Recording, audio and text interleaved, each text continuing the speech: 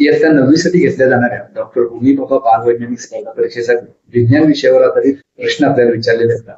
तर या परीक्षेसाठी विज्ञान विषयाची वेगवेगळे जे घटक आहेत, फिजिक्स, केमिस्ट्री, बायोलॉजी, याच्यावर आधारित प्रश्न कशा पद्धतीचे असतात याचा सराव व्हावा म्हणून या व्हिडिओमध्ये आपण काही सराव प्रश्न पाहू. या स्पर्धा परीक्षेसाठी हेच प्रश्न असतील असं नाही, पण या पद्धतीचे प्रश्न असतील. त्यामुळं यामध्ये जे सराव प्रश्न आपण पाहणार आहोत त्याचा उपयोग या स्पर्धा परीक्षेचा अभ्यास करताना तुम्हाला होईल. या व्हिडिओमध्ये आपण इयत्ता 9वी साठी मराठी आणि इंग्रजी या दोन्ही माध्यमाचे प्रश्न पाहू, जेणेकरून दोन्ही माध्यमांच्या विद्यार्थ्यांना याचा फायदा होईल. सुरुवात करूया पहिल्या प्रश्नापासून. हा पहिला प्रश्न आहे, अणूच्या संरचनेत केंद्रकामध्ये कोणते कण असतात? Which particles are present inside the nucleus of the atomic structure? पहिला पर्याय दिलाय प्रोटॉन आणि इलेक्ट्रॉन, दुसरा केवळ न्यूट्रॉन, तिसरा पर्याय प्रोटॉन आणि न्यूट्रॉन आणि चौथा पर्याय केवळ इलेक्ट्रॉन.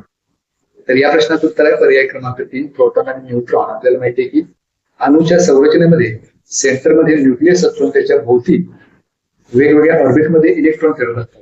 हा जो न्यूक्लियस आहे जो सेंटरमध्ये असतो त्याच्यामध्ये दोन घटक असतात, एक असतो प्रोटॉन आणि दुसरा असतो न्यूट्रॉन. पॉझिटिव्हली चार्ज प्रोटॉन्स आणि न्यूट्रॉन असतात ते न्यूक्लियस मध्ये असतात, आणि निगेटिव्हली चार्ज जे इलेक्ट्रॉन्स आहेत ते वेगवेगळ्या ऑर्बिट्स मध्ये फिरत असतात त्या सेंटरच्या भोवती. त्यामुळे इलेक्ट्रॉन जिथं जिथं आहे तो पर्याय का आपलं उत्तर असणार नाही. आणि हा जो न्यूक्लियस आहे त्याच्यामध्ये प्रोटॉन आणि न्यूट्रॉन हे दोन्ही घटक असतात, त्यामुळे या प्रश्नाचं उत्तर येईल ऑप्शन सी. पुढचा प्रश्न, वनस्पती पेशीतील कोणत्या अंगकामुळे प्रकाश संश्लेषण प्रक्रिया घडून येते? Which cell organelle in plant cells is responsible for photosynthesis? तत्वकणिका, हरितलवक, लयकारिका की केंद्रक? या प्रश्नाचं उत्तर हरितलवक, कारण हरितलवकांच्या मुळेच प्रकाश संश्लेषण जी रासायनिक अभिक्रिया पूर्ण होते त्याला इंग्लिशमध्ये क्लोरोप्लास्ट असं म्हणतो आपण, जो प्लांट सेलचा एक भाग आहे. त्यामुळे क्लोरोप्लास्ट किंवा हरितलवक हे या प्रश्नाचं. पुढचा प्रश्न, जर परिपथातील विभवांतर 10 व्होल्ट आणि रोज 5 ओहम असेल तर ओहमच्या नियमानुसार विद्युतधारा किती असेल? If voltage is 10 volt and resistance is 5 ohm, what is the current according to Ohm's law? मग इथं ओहम्स लॉ आपल्याला वापरायचा आहे, तर त्या ओहम्स लॉ नुसार आपण असं लिहू शकतो V is equal to IR. तर हा ओहम्स लॉ आहे. इथं V म्हणजेच विभवांतर, पोटेन्शियल डिफरन्स, I म्हणजेच इलेक्ट्रिक करंट आणि R म्हणजेच रेजिस्टन्स. आपल्याला इथं या प्रश्नामध्ये विद्युत धारा काढायची आहे, त्यामुळं V हे जे R आहे राईट हँड साईडचे ते लेफ्ट हँड साईडला किंवा डिनॉमिनेटर मध्ये जाईल, इज इक्वल टू R. म्हणजे राईट हँड साईडला आपल्याला I म्हणजेच इलेक्ट्रिक करंट मिळेल. आता इथं पोटेन्शियल डिफरन्स 10 व्होल्ट दिलाय, तो अंशात घेऊया. छेदामध्ये रेजिस्टन्स 5 ओहम दिलाय, तो छेदात घेऊया. बरोबर आहे. इथं 5 न भाग घालू 2, 10 ला 2 चा भाग जाईल. So I is equal to 2 आणि हे इलेक्ट्रिक करंट विद्युत धारा असल्यामुळे याचा युनिट असणार आहे ampere. So 2 ampere is the correct answer. हे दिले आपल्याला ऑप्शन बी मध्ये, त्यामुळे या प्रश्नाचं उत्तर ऑप्शन बी 2 एम्पियर. पुढचा प्रश्न, मानवी डोळ्यामध्ये प्रकाश किरणांचे सर्वाधिक अपवर्तन जे रिफ्रॅक्शन कोठे होते? Where does maximum refraction of light rays occur in the human eye? पहिला पर्याय बाहुली किंवा प्युपिल, दुसरा पर्याय पारपटल म्हणजे कॉर्निया, तिसरा दृष्टिपटल रेटिना की भिंग लेन्स? या प्रश्नाचं उत्तर आहे ऑप्शन बी पारपटल म्हणजे कॉर्निया. या भागामध्ये प्रकाश किरणांचं सर्वाधिक अपवर्तन म्हणजे रिफ्रॅक्शन. पुढचा प्रश्न आहे, मुळाच्या पेशी मिठाच्या अतिसांद्र द्रावणात म्हणजे हायपोटोनिक सोल्युशन मध्ये ठेवल्या पेशी द्रव्य संकोच म्हणजे प्लाझ्मोलिसिस का होतो? Why does plasmosis occur when root cells are kept in hypertonic salt solution? पहिला पर्याय दिलाय अंतःपरासरणामुळे, दुसरा पर्याय बहिःपरासरणामुळे, तिसरा पर्याय प्रकाश संश्लेषणामुळे की पेशी विभाजनामुळे? या प्रश्नाचं उत्तर ऑप्शन बी बहिःप्रसारणामुळे. पुढचा प्रश्न आहे, खालीलपैकी गटात न बसणारा शब्द identify the odd man out. पितळ, ब्रास, दुसरा पर्याय पोलाद म्हणजे स्टील, तिसरा 22 कॅरेट सोने आणि चौथा पर्याय हिरा डायमंड. त्याच्यामधला पहिला आणि दुसरा जो पर्याय आहे पितळ आणि ब्रास हे 2 अलॉयज आहेत, म्हणजेच संमिश्र आहेत, ज्याच्यामध्ये 2 किंवा त्यापेक्षा जास्त धातू एकत्र आलेले आहेत. आपलं जे उत्तर आहे ते पर्याय क्रमांक 3 असेल किंवा पर्याय क्रमांक 4 असेल. मग इथं अलॉयचाच क्रायटेरिया किंवा संमिश्राचाच क्रायटेरिया लावला तर 22 कॅरेट सोने हे सुद्धा शुद्ध मूलद्रव्य नाही, कारण 22 कॅरेट सोन्यामध्ये आपल्याला एकतर कॉपर किंवा सिल्वर त्याच्यात मिसळावं लागतं तर 22 कॅरेट सोनं तयार होतं. कारण 24 कॅरेट सोनं जे आहे त्याचे दागिने तयार करता येत नाहीत, कारण ते प्युअर कॉमन असल्यामुळे सॉफ्ट असतात, त्याच्यापासून दागिने बनवता येत नाहीत. मग ते थोडंसं हार्ड करायला त्याच्यामध्ये थोडासा भाग कॉपरचा किंवा चांदीचा, म्हणजे तांब्याचा किंवा चांदीचा वापरलं जातं. आणि तसं जर वापरलं तर हे सुद्धा मग अलॉईज होतं. त्यामुळे पर्याय क्रमांक 1, 2, 3 हे तिन्ही अलॉईज आहेत. चौथा पर्याय मात्र अलॉय नाही, हे एक मूलद्रव्य एलिमेंट आहे. हे कार्बनचं एक अपरूप आहे, which is also called as allotrope of carbon. त्यामुळं हिरा म्हणजे डायमंड हा जो घटक आहे तो इतर तिन्हीच्या पेक्षा वेगळा आहे, त्यामुळे या प्रश्नाचं उत्तर येणार. पुढचा प्रश्न, सहसंबंध पूर्ण करा. हिरा संपूर्ण अंतर्गत परावर्तन, तर त्या लॉजिकनुसार इंद्रधनुष्याशी संबंधित शब्द कोणता? केवळ अपवर्तन, केवळ अपस्करण, अपवर्तन, अपस्करण व अंतर्गत परावर्तन की परावर्तन? या प्रश्नाचं उत्तर ऑप्शन सी आहे. कारण ज्या वेळेला इंद्रधनुष्य आकाशामध्ये आपल्याला दिसतं त्यावेळेला पावसाच्या पाण्याच्या थेंबामध्ये प्रकाशाचं अपवर्तन, अपस्करण आणि अंतर्गत परावर्तन तिन्ही घटना घडतात. त्यामुळं त्याच्याशी संबंधित शब्द पर्याय क्रमांक C.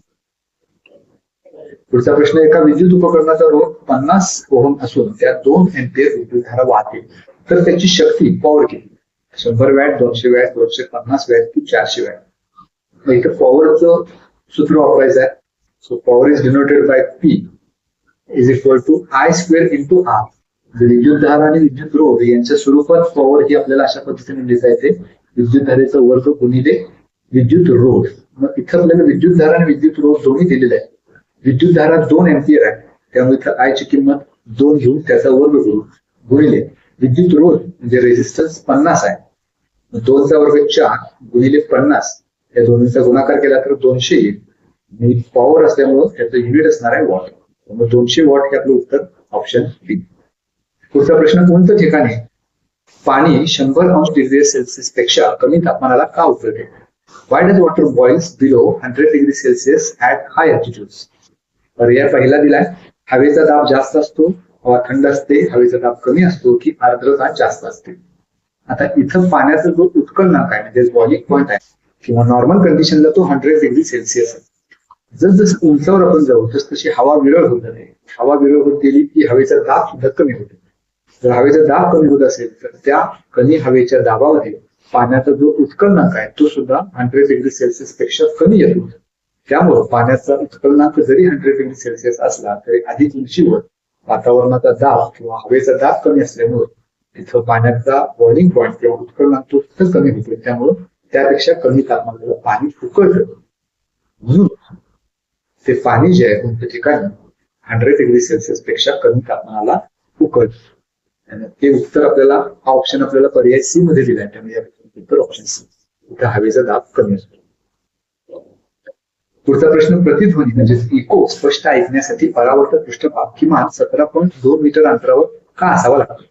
Why must a reflector be at least 17.2 meter away to hear clearly? पहिला ऑप्शन दिलाय ध्वनीचा वेग वाढवण्यासाठी, दुसरा 0.1 सेकंद कालावधी राखण्यासाठी, तिसरा पर्याय प्रतिध्वनी रोखण्यासाठी आणि चौथा ध्वनीची तीव्रता कमी करण्यासाठी. या प्रश्नाचं उत्तर आहे ऑप्शन बी, 0.1 सेकंद कालावधी राखण्यासाठी. तर याचा अर्थ समजून घेऊ. 0.1 सेकंद कालावधी राखायचं म्हणजे काय? तर आपल्या मेंदूला जर 2 वेगवेगळे आवाज जाणून घ्यायचे असतील किंवा त्याच्यामधला फरक जाणून घ्यायचा असेल, त्या दोन्हीमध्ये 0.1 सेकंदाचा फरक असला पाहिजे. तेवढ्या वेळानंतर दुसरा आवाज ऐकवला तर आपण त्याच्यामध्ये फरक करू शकतो. ज्या वेळेला आपण प्रतिध्वनी ऐकतो त्यावेळेला ध्वनीचा वेग आपल्याला माहिती आहे की 344 मीटर प्रति सेकंद आहे. जर एका सेकंदामध्ये ध्वनी 344 मीटर जात असेल आणि हे अंतर 17.2 मीटर इतकं जर ठेवलं तर 17.2 मीटर अंतर जाणं, तिथून परत परावर्तक पृष्ठभागावरून तो पुन्हा येणं म्हणजे पुन्हा 17.2 मीटर अंतर पार करणं, म्हणजे एकूण 17.2 अधिक 17.2 उत्तर 34.4 मीटर इतकं अंतर त्या ध्वनीला पार करावं लागेल.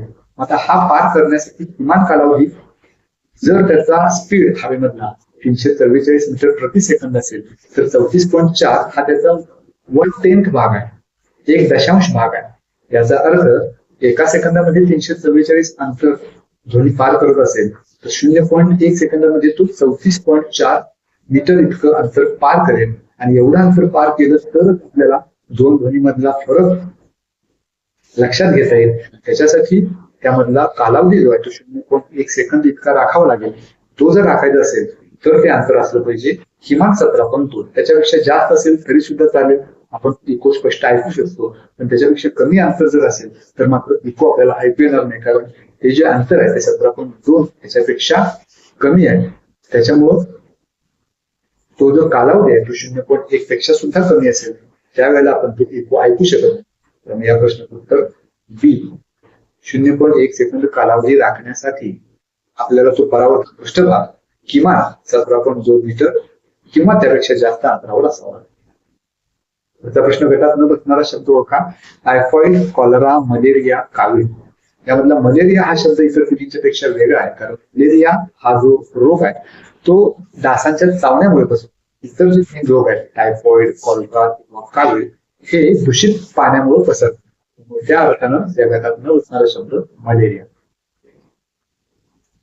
पुढचा प्रश्न. जर एका मूलद्रव्याचा अणुअंक 13 असेल तर त्याच्या एम कवचात म्हणजे एम शेल मध्ये किती इलेक्ट्रॉन्स असतील? If an element's atomic number is 13, how many electrons are in its M shell?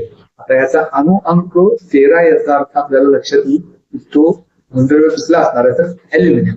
ऍल्युमिनियमचा अणुअंक 13 आहे. मग तो अणुअंक 13 असेल तर त्याचं इलेक्ट्रॉनिक कन्फिगरेशन असं होईल 283. म्हणजे त्याच्या शेवटच्या ऑर्बिटमध्ये 3 इलेक्ट्रॉन असणार आहे. म्हणजे त्याची एम शेल आहे तर त्याच्या एम शेल मध्ये 3 इलेक्ट्रॉन्स असतील. ते आपल्याला ऑप्शन सी मध्ये दिले. त्यामुळे या प्रश्नाचं उत्तर ऑप्शन सी. पुढचा प्रश्न सहसंबंध पूर्ण करा. ज्या पद्धतीने अमिबा आणि छद्मपाद यांच्यामध्ये संबंध आहे त्या पद्धतीने पॅरामिशियम आणि कोणत्या शब्दामध्ये असेल? रोमके म्हणजे सिलिया, केशाबिका किंवा फ्लॅजेला, पाय ही हालचाल नाही. छद्मपादाचा उपयोग अमिबा हालचालीसाठी करतात. त्या लॉजिकनं पॅरामिशियम मध्ये काय आहे तर पॅरामिशियम मध्ये आहे रोमके किंवा सिलिया. त्यामुळे त्याच्याशी संबंधित शब्द असणार रोमके. मुक्तपणे पृथ्वीकडे पडणाऱ्या फ्री फॉल वस्तूची एकूण ऊर्जा खालीलपैकी काय असते? What happens to the total energy of freely falling object? ती वाढते, कमी होते, स्थिर राहते, ती प्रथम वाढते मग कमी होते? या प्रश्नाचं उत्तर ऑप्शन सी आहे. कारण ज्यावेळेला मुक्तपणे पृथ्वीकडे एखादा ऑब्जेक्ट पडत असतो, फ्री फॉलिंग असतो, त्यावेळेला स्थितीचे ऊर्जेचं रूपांतर गतिज ऊर्जेमध्ये होतं आणि एकूण जी यांत्रिक ऊर्जा आहे ती कायम राहते. त्यामुळं त्या वस्तूची एकूण ऊर्जा जी आहे ती स्थिर राहते. पुढचा प्रश्न. कक्ष तापमानाला द्रव स्थितीत असणारा एकमेव अधातू नॉन मेटल कोणता? Which is the only non-metal that exists as a liquid at room temperature? पारा, मर्क्युरी, ब्रोमीन, आयोडीन की गॅलियम? त्या प्रश्नाचं उत्तर ऑप्शन बी ब्रोमीन. ब्रोमीन हा एकच धातू असा आहे जो कक्ष तापमानाला द्रव स्थितीत असतो. पुढचा प्रश्न. 5 किलो वजनाच्या स्थिर वस्तूवर 20 न्यूटन बल लावल्यास निर्माण होणारे त्वरण म्हणजे ऍक्सिलरेशन किती? What is the acceleration if 20 Newton force is applied to a stationary 5 kilogram mass? इथे 4 ऑप्शन्स आहेत. त्यातला पहिला ऑप्शन असा दिलाय 100 मीटर पर सेकंड स्क्वेअर. दुसरा ऑप्शन 4 मीटर पर सेकंड स्क्वेअर. तिसरा आहे 0.25 मीटर पर सेकंड स्क्वेअर. चौथा ऑप्शन 15 मीटर पर सेकंड स्क्वेअर. इथे त्वरण म्हणजेच ऍक्सिलरेशन काढायचं आहे. इथे ऍक्सिलरेशनचा फॉर्म्युला आपल्याला वापरता येईल A is equal to F divided by M. F म्हणजे फोर्स, M म्हणजे मास. दाब आणि दाब याला जर वस्तुमानानं आपण भागलं तर ऍक्सिलरेशन मिळणार आहे. या प्रश्नामध्ये आपल्याला दाब दिलाय 20 न्यूटन, ती किंमत अंशात ठेवून छेदामध्ये मास त्याचं 5 किलोग्रॅम दिलेलं आहे. छेदातील 5 मध्ये जर 20 ला भाग घालून तर 4 चा भाग जाईल आणि हे त्वरण म्हणजे ऍक्सिलरेशन असल्यामुळे याचं युनिट असणार आहे मीटर पर सेकंड स्क्वेअर. हे आपलं उत्तर 4 मीटर पर सेकंड स्क्वेअर ऑप्शन बी मध्ये दिले. त्यामुळे या प्रश्नाचं उत्तर ऑप्शन बी. पुढचा प्रश्न. वनस्पतींच्या वाढीसाठी खालीलपैकी कोणते मूलद्रव्य मॅक्रोन्यूट्रिएंट आहे? Which of the following is a macronutrient for plant? लोह म्हणजे आयर्न की झिंक, नायट्रोजन की कॉपर? या प्रश्नाचं उत्तर आहे नायट्रोजन, ऑप्शन सी. कारण नायट्रोजन हा मुख्य घटक आहे जो वनस्पतींना लागणारे पोषक द्रव्य मोठ्या प्रमाणावर पुरवते. पुढचा प्रश्न. पाण्याचे 0 डिग्री सेल्सिअसला असणारे वर्तन खालीलपैकी कोणत्या नावाने ओळखले जाते? What is the behaviour of water at 4 degree Celsius called? प्रसरण, आकुंचन, पाण्याचे असंगत आचरण की बाष्पीभवन? तर या प्रश्नाचं उत्तर आहे पर्याय सी, पाण्याचे असंगत आचरण. पुढचा प्रश्न, मानवी शरीरातील एका सामान्य पेशीमध्ये गुणसूत्राच्या क्रोमोझोमच्या एकूण किती जोड्या असतात? How many pairs of chromosomes are present in a normal human cell? 46, 22, 23 की 44? या प्रश्नाचं उत्तर आहे 23, कारण गुणसूत्रांच्या जोड्या विचारलेल्या आहेत. जोड्या असतात 23 आणि एकूण गुणसूत्र किती असा जर प्रश्न असेल तर ते उत्तर 46 होणार आहे. तर विचारल्या जोड्या, तर 23 ऑप्शन सी.